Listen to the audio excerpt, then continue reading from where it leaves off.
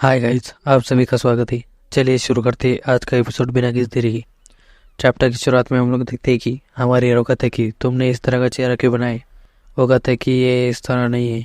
फिर हमारे हीरो कहता है कि वे आपकी अपेक्षाओं से थोड़ा दूर रहे है ना।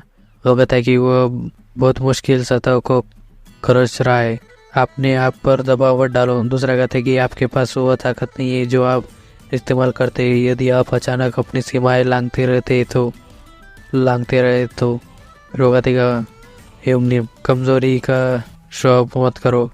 फिर वो कहते हैं कि हमारी वो दोस्त कहते हैं कि हम लोग उन लोगों को क्यों नहीं बुलाते। वो कहते हैं कौन से लोग। वो कहते हैं कि मैं हमारे हमारे ओल्ड क्रू की बात कर रहा हूँ। हमारे हीरो कहते हैं कि अरे रुको, वे एक कमरे में एक साथ शांति से नहीं बैठेंगे। यह रात की बात है कि उन्होंने किसी भी दुर्घटना को रोका नहीं। रोका था कि लेकिन क्या आपको नहीं लगता कि उनके कौशल कम से कम स्पष्ट है। फिर वो कहता है कि तुम यहाँ आओ, बस काफ़ी है। फिर वो कहता है कि अगर हमें इस जगह पर कब्जा करना है तो हमें उन लोगों की ज़रूरत है, उनके जैसे लोग नहीं बल्कि असली स्किल लोग। फिर हमारी हीरो कहता है कि किस डोंट जज by book by its cover. उन्होंने अपना काम किया है और वो तेज़ी से सीखने वाले हैं। फिर वो कहता है कि वास्तव में एक रियल स्किल वाला व्यक्ति की ज़रूरत है। फिर उन लोगों में से एक कहता है कि तुमने क्या कहा, रियल स्किल पर्सन। फिर वो कहता है कि तुम इतने ऐसा रिएक्ट क्यों कर रहे हो, वे सिर्फ शब्द थे। फिर उन लोगों में से एक कहता है कि यदि आपके चेहरे पर कोई कलंक लगा हुआ तो वे निश्चित रूप से केवल शब्द नहीं है। फिर वो कहता है कि नहीं, क्योंकि आप इस काम का नेतृत्व कर रहे हैं तो मैं आपके तरीकों पर भरोसा कर रहा हूँ, लेकिन मैं किसी बाहरी व्यक्ति द्वारा हमें ये और वो बताने से खुश नहीं हूँ। फिर हमारी हीरो कहता है कि तुम बहुत ही सेंसिटिव हो। वह बस इतना कह रहा है कि माहौल उसके उन दिनों से अलग ही। तो क्या, फिर वो कहता है कि तो क्या आप यह नहीं कह रहे कि रोनिन से कम है। फिर वो कहता है कि मैं जानता हूँ कि हम इतने बड़े नहीं है, लेकिन निश्चित रूप से हमारी तुलना मज रोनिन से नहीं की जानी चाहिए। फिर वो कहता है कि मैं माफ़ी चाहता हूँ, मेरी गलती है। यह बिल्कुल वैसा है ये जैसा बड़े भाई कहते, माहौल मेरे रोनिन दिनों से काफ़ी अलग है। फिर वो कहता है कि वॉटेवर, मेरी कोई इंटेंशन नहीं है। जो मदद करने आया है उससे नुकसान पहुंचाने का मेरा कोई इरादा नहीं है। फिर वो कहता है कि कमांड सिस्टम की उचित नींव के बिना हम कुछ भी शुरू नहीं कर सकते। एक नज़र में ऐसा लगता है कि उनके पास कोई सिस्टम नहीं है। इससे कोई फर्क नहीं पड़ता कि हमारे पास साथी जानवर है। हम केवल तभी आशा करेंगे जब वह कोई स्पष्ट पदानुक्रम होगा। सादे जानवर। फिर वो कहता है कि मैं केवल रोनियन स्टैंडर्ड से बात कर रहा था, इसलिए आशा है कि आप गलत नहीं समझेंगे। फिर वो कहता है कि दोबारा कहना, आपकी बात सुनकर मेरा धैर्य खत्म हो रहा है। फिर वो दूसरा कहता है कि आप कौन होते हैं, हमें सादा जानवर या जो भी कहना चाहे वो कह लो। फिर वो हंसने लगता है कि फिर उन लोगों से कहता है कि वो बस हम पर मुस्कुरा रहा है।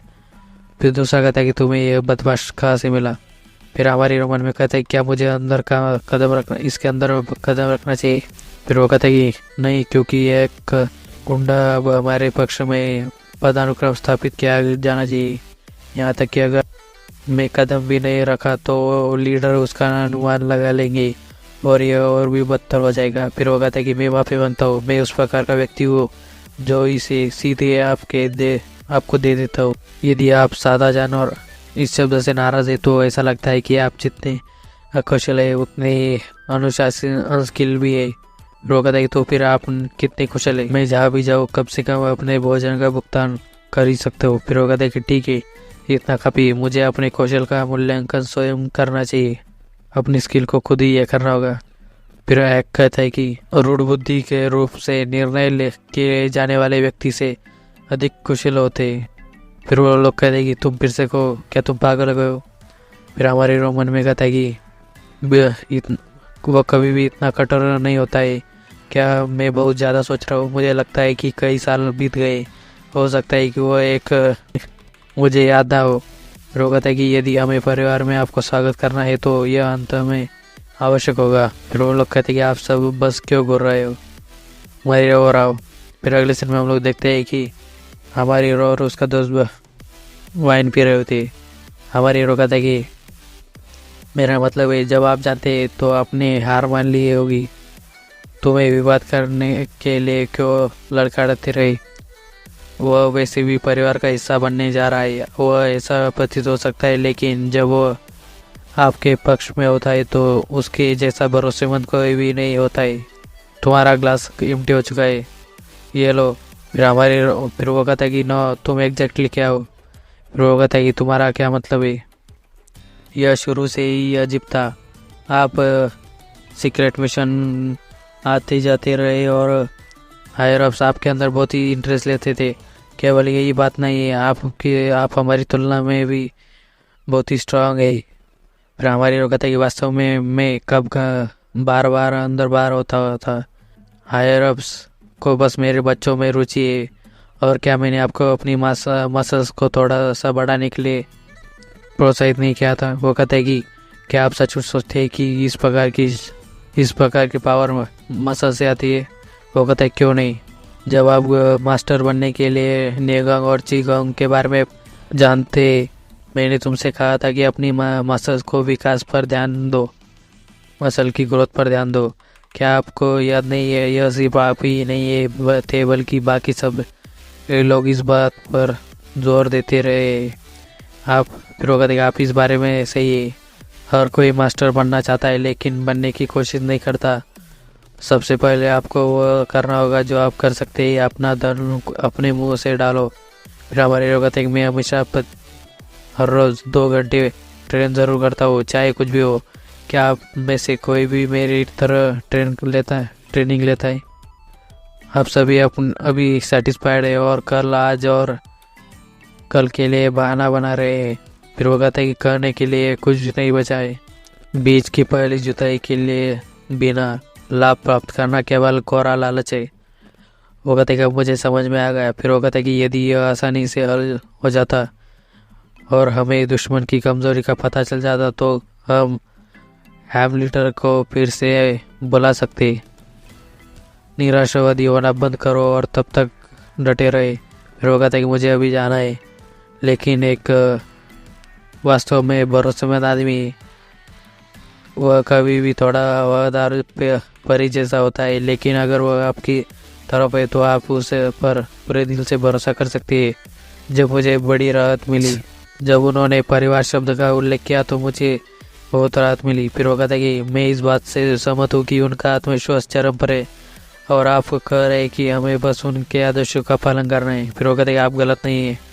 वो उस प्रकार का व्यक्ति है जो आपके क्यों को में बदल देता है। फिर अगले सीन में हम लोग देखते हैं कि वो एक अपनी प्लानिंग कर रहा होता है। वो कहता है कि इजी बिजी, ये बहुत ही सिंपल है। आश्चर्य है कि एल्डर ब्रदर ने इस सरल कार्य में भाईचारा क्यों किया। नहीं, यदि यह उसका कार्य नहीं होता तो ब्रदर ने मुझे ढूंढने की कोशिश नहीं की होती। हमें बड़े भाई हमेशा के लिए परिवार है। टास्क बहुत ही सिंपल है, लेकिन हमें कुछ समय की आवश्यकता होगी। फिर अगले सीन में हम लोग देखते हैं कि नैनी का बेटा आया होता है। वो कहता है कि मम्मी। फिर वो लोग कहते हैं कि ये बॉन्ग है, हे बॉन्ग। वो मम्मी चिल्लाने लगता है। नैनी कहती कि बॉन्ग तुम यहाँ पर क्या कर रहे हो। वो कहता है कि मैं भूखा हूँ। नैनी कहती कि ज़रा रुको, थोड़ा इंतज़ार करो, मैंने यहाँ खाना बनाना लगभग पूरा कर लिया है। फिर वो कहता है कि उन्हें खाना खिलाना मुझे खिलाने से ज़्यादा इम्पोर्टेंट है ना माँ। फिर वो हमारे हीरो के बच्चों को घूर कर देख रहा होता है। नैनी कहती कि तुम लिटिल रास्कल, तुम ऐसा कैसे कर सकते हो। फिर वो कहता है क्या मैंने झूठ कहा, यह सच है। फिर नैनी कहती कि मैं तुम्हारे साथ क्या करने जा रहा हूँ, क्या करूँगी अब। फिर सियोन उन लोगों के बीच में आ जाती है। गुनियन और गुंगम्यूंग उसके दोनों हाथ पकड़ लेते। वो कहते कि बॉन्ग चलो हमारे साथ खाना खाओ। दूसरा कहता है कि चलो एक साथ खाते, आप आजकल कभी क्यों नहीं आते। वो कहते कि जाने दो, मुझे जाने दो। वो कहते कि चलो खाना खाए। वो दूसरा कहता है कि मीट आज साइड डिश है। वो कहता है कि ये लोग। फिर सियोन आकर उसके सिर पर एक उंगली मारती है। सियोन कहती वो कहता है कि ये क्या है। वो कहती कि बॉन्ग तुम्हें कोई समझ कैसे नहीं आ सकती। यदि आप संघर्ष करते रहे तो आपका उपवास उड़ाया जाएगा। क्या आप बेवकूफ़ हो गए क्योंकि मैंने आपकी नूना ने आपको आपके अपने उपकरणों पर छोड़ दिया। तुम्हें क्या लगता है कि तुम अपने आप को नूना कर रहे हो? मैं तुमसे पूरे 2 महीने पहले पैदा हुआ था। फिर वो कहता है कि गू गागा क्या वो, तो क्या अब लिटिल बॉन्ग को पागल हो गए?